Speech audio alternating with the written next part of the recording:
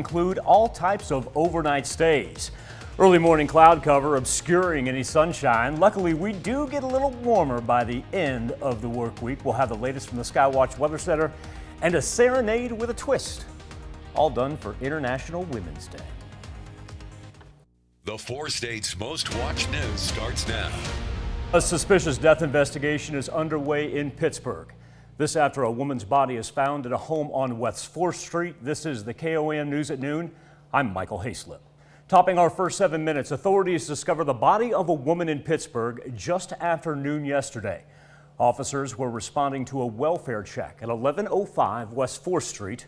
The woman at the home had not been heard of from days. Pittsburgh Police and Crawford County EMS arrived on scene to discover the woman's deceased body inside the home. Authorities have not yet released the name of the woman, her death investigation being treated as suspicious in nature at this time. Anyone with information asked to contact the Pittsburgh Police 620-231-1700. Joplin Council members discuss adding a lodging ordinance to the city's codes, as the ordinance would allow the city of Joplin to supersede state lodging rules. The state's rules set guidelines for lodging establishments regarding sanitation and safety standards for things like food, wiring, plumbing, and pools. But according to the state, a lodging establishment is a building with at least 5 guest rooms, so it would not include most short-term rentals, such as Airbnbs. A piece of Joplin property empty since the 2011 tornado, now buzzing with business. At 6 a.m. this morning, Brahms opened up its second store in Joplin, located at 2510 South Main Street. Now, this Brahms at 15th and Missouri locations, get this, 304th store nationwide. New store plans to host a grand opening celebration week. They're going to start that on Monday, March the 21st. Customers will receive a scratch to win card for a chance to win a free HD TV along with other prizes. 2 mornings in a row with frost on the windshield. That'll finally be a thing of the past here by the time we get to at least Thursday morning, but such will not be the case for today and into tonight. It's kind of twofold. Number one, we got the clouds that have increased all morning long, really hampering us from any type of warm up from the sunshine. Turn our attention down to the south. All this precipitation that we're seeing roll through the Sooner State, just making its way on the north side of the Red River, should stay through central Arkansas. Really won't have much of an effect on our afternoon or evening. 33 though in Pittsburgh, 39 in Chanute, 37 in Neosho. It'll kind of signal out this portion south of I-44 throughout southwest Missouri, because that's actually where we had warmer temperatures this morning. We're still holding on to the teens, and so southeast Kansas actually about a 20-degree warm up right there. Our day planner for this this March the 8th. They're going to have the northeast winds. The wind's really playing a big factor in that it died down from yesterday. That's why we don't have a huge discrepancy between temperature and actual wind chill. Now, we clear off overnight, so once again, may have to scrape the frost off just for one more night. But then we've got 50s on the horizon here for Wednesday and Thursday. Coming up here in just a little bit, we're going to have to break down Thursday in earnest, because those rain chances for Thursday night, followed by a cold front bringing us some snow for Thursday. Topping World Watch, President Biden announces a ban on Russian oil imports into the United States. The White House had been reluctant to take that step because of concerns that it would drive already high gas prices up even further. But polls show there is public support for the ban, and this comes as the fighting in Ukraine continues.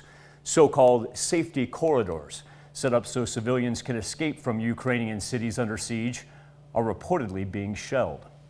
Today, European Union officials discuss new financial sanctions targeting Russia's billionaire oligarchs. Russian-owned luxury yachts, jets, other personal property, already targets of several Western nations, including the U.S. Britain has sanctioned a dozen of Russia's billionaires so far, with its parliament now considering new laws that would make it harder for those oligarchs to spend their money there. Imtiaz Tiab is in London with the story. London has long been a playground for the wildly rich. Thank you, Mr. Speaker. But Prime Minister Boris Johnson says the days of dirty money are over. That means oligarchs in London will have nowhere to hide. Oligarchs, Russian industry titans with ties like tentacles to the Kremlin, are being targeted in tough new economic sanctions by UK lawmakers. We will continue working through our hit list of oligarchs, focusing on their houses, their yachts, and every aspect of their lives. But that hit list doesn't include Britain's most famous oligarch, Roman Abramovich, who's known President Putin for decades. Worth an estimated $12 billion, he owns the London soccer club Chelsea.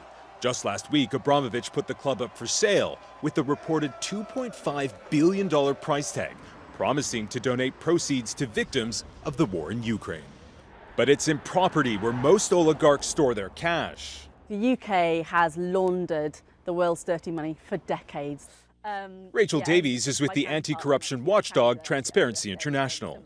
We've found £1.5 billion worth of UK property that's owned by Russians who are either connected to corruption or have close ties to the Kremlin. Now, this is almost certainly just the tip of the iceberg. This is Britain's second largest home, second only to Buckingham Palace, valued at over $400 million. It's been linked to billionaire Andrei Guryev. A New Yorker magazine investigation found it was purchased by a shell company in the British Virgin Islands. Guryev was in a meeting with Putin just days after Russia invaded Ukraine.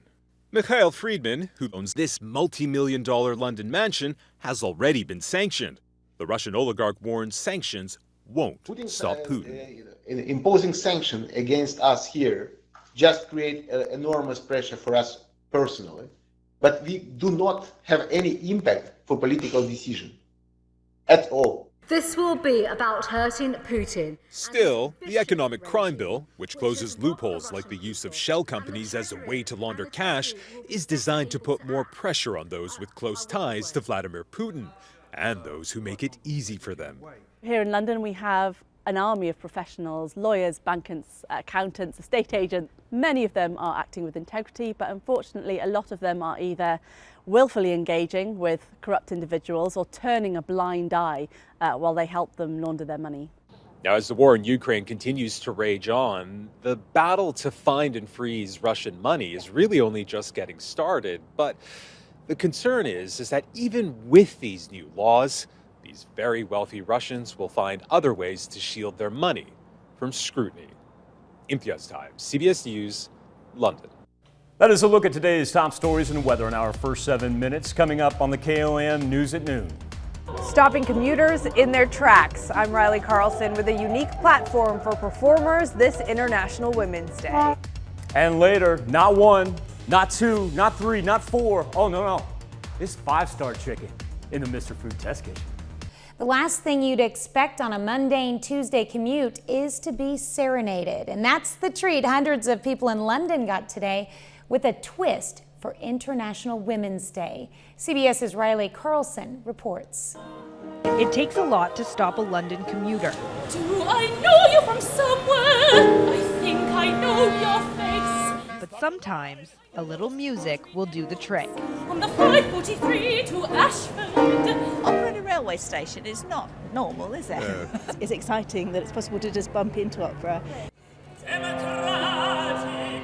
The Royal Opera turned St. Pancras International train station into a unique stage for 7 train and travel-themed performances. April Coello Odeje helped bring them to life.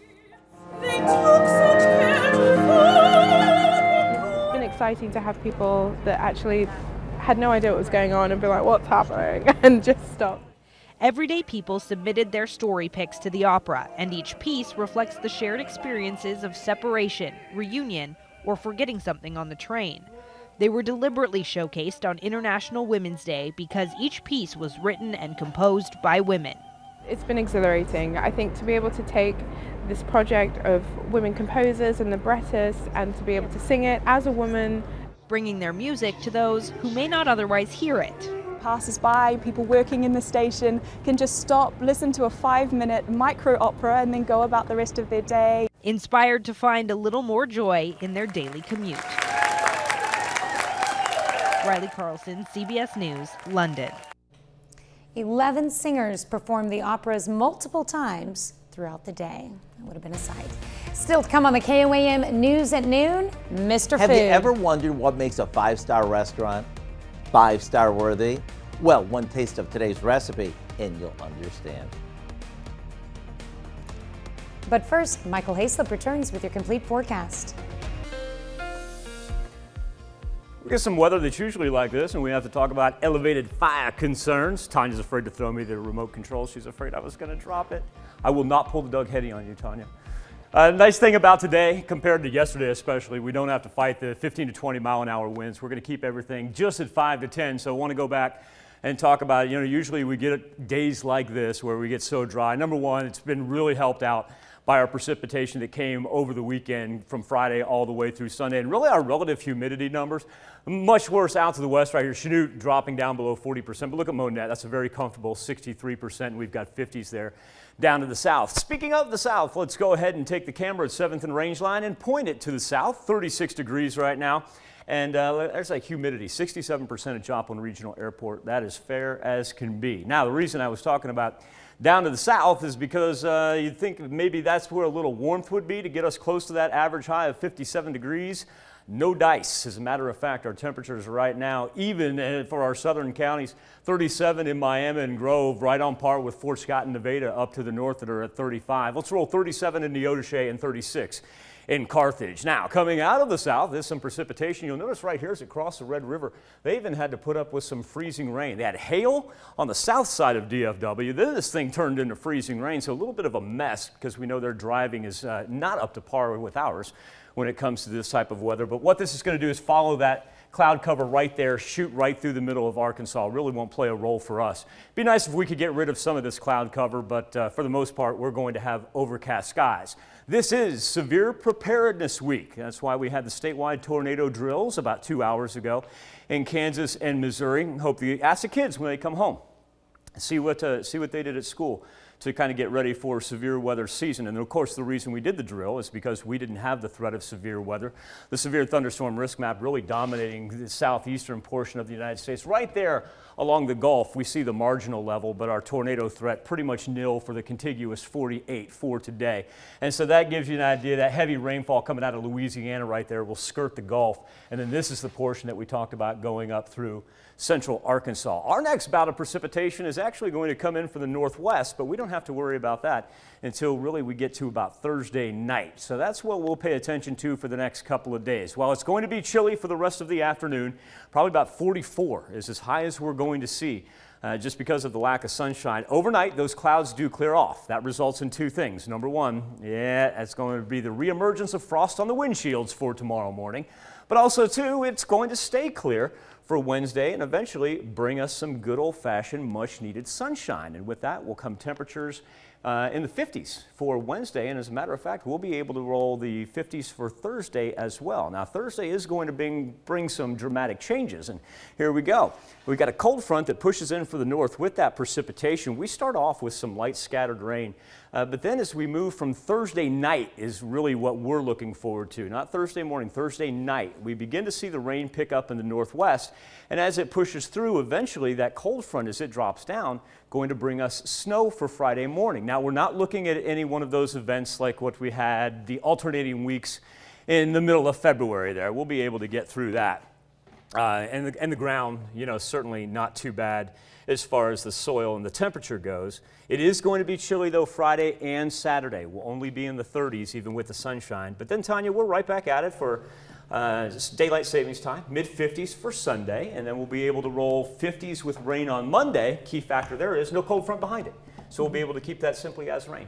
Yeah, those chilly days, though, are going to get just everybody be ready for Friday morning. Like I said, our travel considerations looking pretty low on the scale right now, but I don't want it to surprise anybody.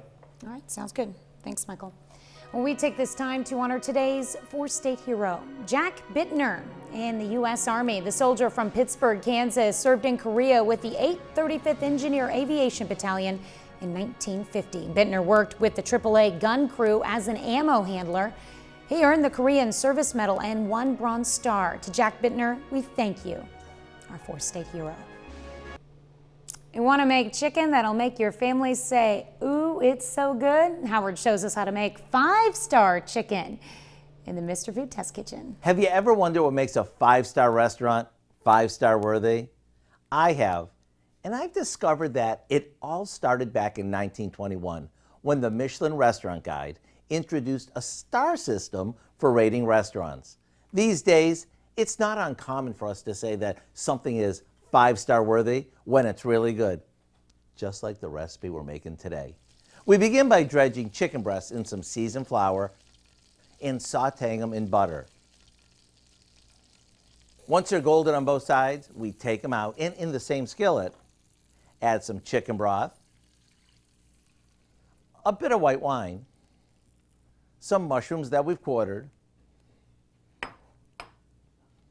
a chopped tomato and onion. We'll let this simmer for a bit before adding the chicken back in and finishing it off with some chopped parsley. Once everything is heated through, just one taste and you'll know why we think this is 5-star worthy. Maybe serve it up with some rice pilaf and some steamed or roasted broccoli and you're good to go. To get the recipe for our 5-star chicken, head over to our website. You might even want to print out the recipe so you always have it close by. It's that good. I'm Howard in the Mr. Food Test Kitchen, where today we found a restaurant fancy way for you to say, ooh, it's so good. Well, you can find this recipe along with a lot more good food from the Mr. Food Test Kitchen online. Just go to our website at koamnewsnow.com. Here's a look at our 4 state market prices.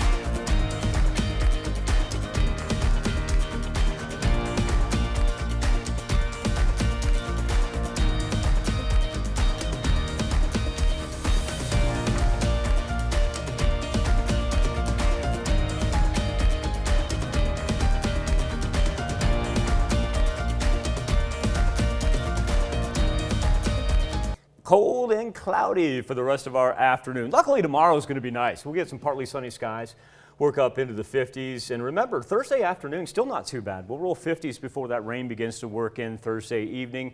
And then, of course, we anticipate it flipping over to snow for Friday morning. What do we have coming up tonight at 5? Well, at 5, people around the world who are horrified by Russia's invasion of Ukraine are using sites like Airbnb and Etsy to donate money directly to Ukrainians. Some people are even turning to cryptocurrency to send money. We're going to look at the grassroots efforts to help Ukraine and how to spot scams.